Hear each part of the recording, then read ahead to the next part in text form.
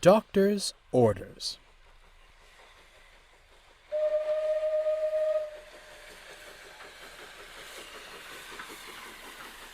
The bridge was swiftly repaired, but the same couldn't be said for Horace.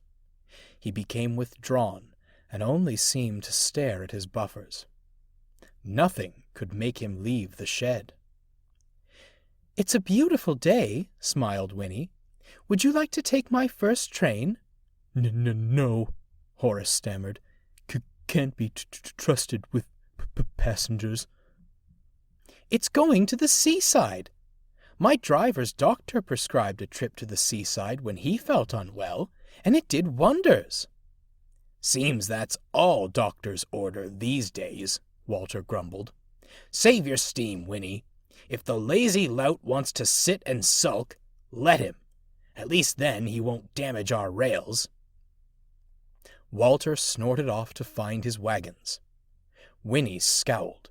She was determined not to give up on Horace. She spoke to Mr. Catherick about taking Horace's trucks between her own trains. "Very well, but I must stress this is only a temporary arrangement," he finished, with a firm stare at both engines. For a while, Winnie managed well. She grew accustomed to leaving her coaches, trundling off with the trucks, and helping the workmen until it was time for her return train. However, it didn't take long for the strain to show. Do you feel unwell?" Horace asked. "Does a one-legged duck swim in a circle?" Walter muttered sarcastically. "I'm fine," she huffed. "Just need to catch my breath." The next morning, her coaches were packed with people bound for the seaside. With a pained whistle, she dragged the train up the line. Mr. Jones felt defeated. With his recent blunders fresh in his mind, he'd made a decision. He walked downtrodden towards the shed, breaking Horace from his trance.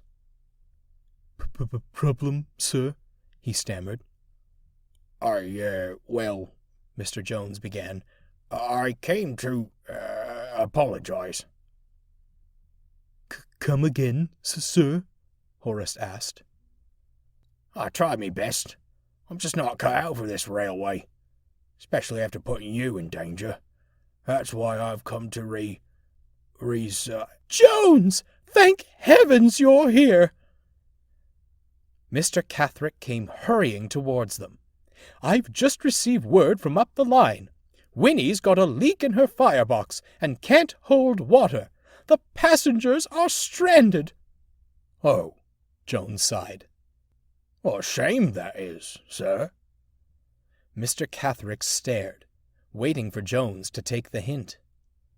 "So," he said at last, "we're going to take them on. Get steam in, Horace, quick as you can." Sir," Horace murmured nervously.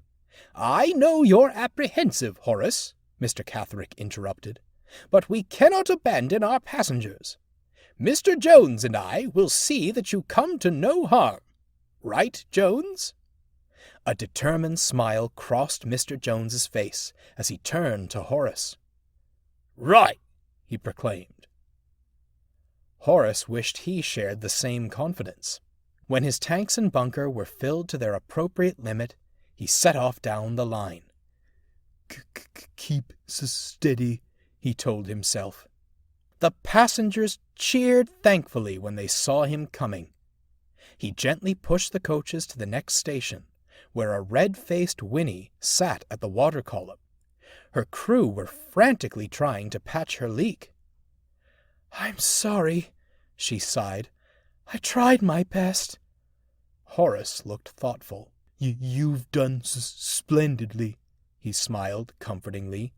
But you're in this state because of me. It's time I return the favor." With newfound determination, Horace ran to the front of the train. The guard's whistle blew, and he answered with his own mighty "peep-peep." On they went, with Horace puffing steadily and Jones shoveling coal for dear life. Then the Rhine came into view. Horace gulped. Oh, dear, he shivered, knowing what he had to do. As his wheels reached the mended bridge, he shut his eyes tight. The wood groaned beneath him, and he braced for the worst when the creaking stopped. He opened his eyes and found he'd crossed safely. "Splendid, boys! Absolutely splendid!" Mr. Catherick cried with glee as he manned the controls. "Don't let up! We're nearly there!" Sure enough, the seaside came into view. The sun shone on the water, beckoning them onward. "I've done it! I've done it!" Horace cheered. "Steady, Horace!" Mr. Catherick cautioned, trying to check his speed. Horace was too thrilled to notice. "We're here! We're here! Hurrah! There came a jolt, a bump, and a crunch. Horace shut his eyes as he felt his wheels leave the rails, and the whole train came to a halt. He opened them, only to find the rails had given way beneath his weight. "Oh, dear," he cried. Not again." He braced himself for a scolding when, "We've made it!" cried the passengers. They spilled out of the coaches, thanking both engine and crew, before hurrying off to the water. "I'm sorry, sir," he began, as he saw Mr. Catherick coming around front. "My dear boy, whatever for? You delivered the passengers to their final destination, in rather spectacular fashion to boot. You saved the day. Or rather, you both saved the day," he finished, turning to Mr. Jones. "Oh, well, it wasn't anything really, sir," Jones blushed. "It was something, indeed," Mr. Catherick chuckled. "I think we've finally found your calling on this railway, Jones. I want you to be Horace's permanent fireman. Would you like that?"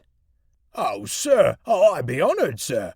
That all right with you, Horace?" "I'd like nothing more," Horace smiled. But sir, do I still have a place on your railway?"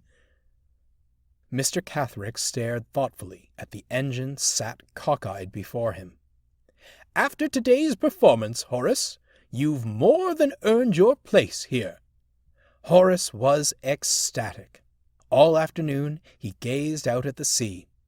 Mr. Jones polished and cleaned him as best as he could to pass the time. By sunset, Winnie and Walter arrived to put him back on the rails and bring the passengers home. "A marvelous effort!" Winnie enthused. "Not bad," Walter smiled wryly, "for a lazy lout. I suppose it's time for me to do my bit now," he finished, as he puffed off with the passengers. "You must have impressed him. I reckon that's the best apology I've ever heard from Walter," Winnie chuckled. "You're all right, are you?" Horace asked. "Oh, just fine," Winnie beamed. "My crew patched me up, and I feel good as new. What about you, then?"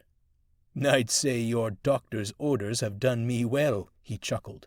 "A seaside trip is just what an engine needs." "More than a seaside trip, my boy," added Mr. Catherick. "I have some adjustments in mind that will make your work much easier, but they will take some time. You won't mind continuing to run under your, half measures until I can make the arrangements?" "I think I'll manage just fine, sir," Horace smiled, with a knowing look at Winnie. All three engines became great friends. Walter and Winnie still bickered, as siblings are prone to do, but never ended the day without resolving their quarrels. They couldn't if they tried, for Horace became quite the mediator. He was especially thankful to call the railway his home. Mr. Catherick made sure Horace duly received the adjustments he deserved. But that is a story for another day.